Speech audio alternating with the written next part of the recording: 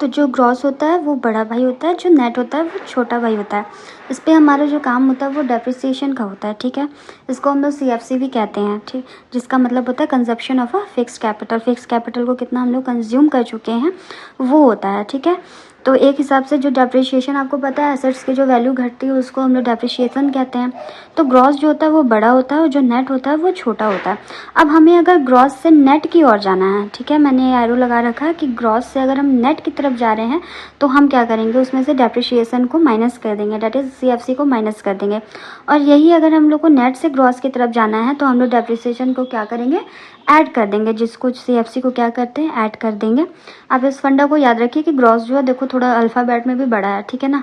तो अगर उसको नेट की तरफ जाना तो नेट छोटा, तीन अल्फ़ाबेट्स के ही हैं।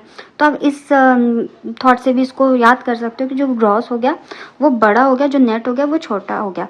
तो हमें अगर ग्रॉस से नेट की तरफ जाना है तो डेप्रिसिएशन को माइनस कर देंगे, और अगर हम लोग को नेट से ग्रॉस की तरफ आना है तो हम लोग डेप्रिसिएशन को क्या करेंगे, ऐड कर देंगे।